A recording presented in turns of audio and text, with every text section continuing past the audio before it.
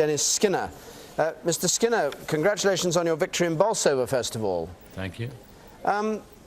Did you hear what was being said in London, particularly what Ken Livingstone said, that people heard all the promises Labour made and didn't know how they were going to pay for it, and they were therefore suspicious of the proposals Labour put forward? Do you believe that's right? That's partly right, but there was also another factor as well, and that was that dreaded PR following Paddy Ashdown's tail, when the polls were showing that Ashdown was got something like 22%. There was a distinct change of policy regarding proportional representation last Friday, and immediately the strategy was changed. It had been carefully planned during the course of about 3 weeks, and suddenly this had to start answering questions that hitherto they'd not had to answer before on PR, and that caused a real problem in my view and a great diversion. The second thing was, let me finish. Yeah. I've travelled all the way up from Leeds, so heavy traffic. The second thing was that some time ago, before Maastricht, the National Executive Committee decided on a policy statement of getting into bed with Jacques Delors and the rest of them and tying Britain's housekeeping to the Bundesbank in Germany. Now, quite frankly, what happened in the course of the past few days is that the Tory spin doctors decided then to link the question of the Constitution in respect of the Scottish dimension, and linked it very carefully to the fact that the Labour Party and the Labour government was being tied to the German Bundesbank. It's a very clever way of doing it. And so a lot of people realised that this constitutional thing regarding Scotland was of a much bigger dimension, and it should have been avoided. Because quite frankly, the British people are not going to accept the notion that somehow or other you're going to elect a government that can't handle its own housekeeping, its own affairs, and without having to sort of be bailed out by the Germans and the French and whatever.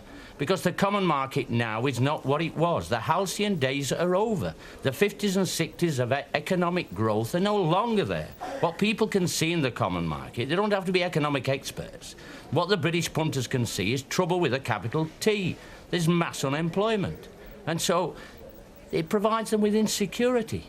It doesn't give them the idea that somehow or other the common market is a wonderful vehicle to be riding in.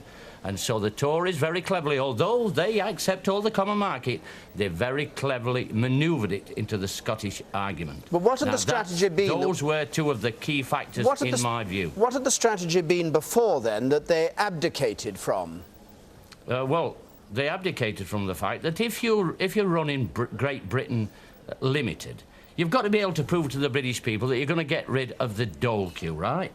But if you're caught up in the exchange rate mechanism, which is a way of controlling Britain's housekeeping and its finances, it means that you can't do the things that otherwise you'd want to do. No, I was talking about... No, I meant about PR. You can't slash interest rates by 2 or 3%, no, I meant or otherwise you're going to be stopped by those in Germany. It was about PR that you said the strategy changed. I was asking you what the strategy had been and how they intended to finish the campaign. Well, you ought to have explained it much more clearly then, Mr. Dimbleby. I know you're one of the chattering classes that believes in proportional representation. You don't know anything about what I believe, Mr. We had it rammed down our throats for about 3 weeks. Every time Paddy Ashdown opened his mouth about it, you went on about it and turned it into an agenda item. The truth is that Ashdown and his party got 18%.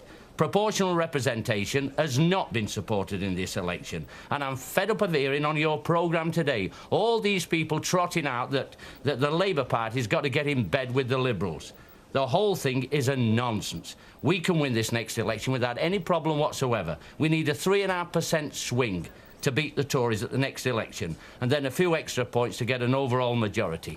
Why do we need the Liberals? I've been fed up this last decade of listening to Dr. Death and Shirley Poppins and Woy of the Wadicals and now this Paddy Ashdown about how we should sort of collaborate and accept their policies. And yet they've never had more than 25% in any election since 1983, and they're going downhill all the time. So let's get back to basics and let's represent our class. Let's talk about building houses. Let's talk about getting down the dole queues. Let's talk about taking on the bosses. The trouble is, in the course of the past several years, we've had people that have been whining and dining in the City of London. What happened in the election campaign? All these people in the City of London were condemning the Labour Party. They led them up the garden path. It's time that we represented our class. There are plenty of underprivileged people out there. There are more than 3 million on the dole, according to the real figures.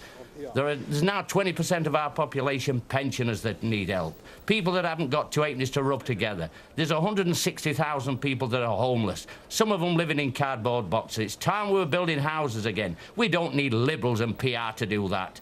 What we need is a bit of class politics. Right, Mr. Skinner. Thank you very much indeed for coming all the way to tell us about that. Many thanks. Now, let's just have a look at something Mr. Skinner will very much hate.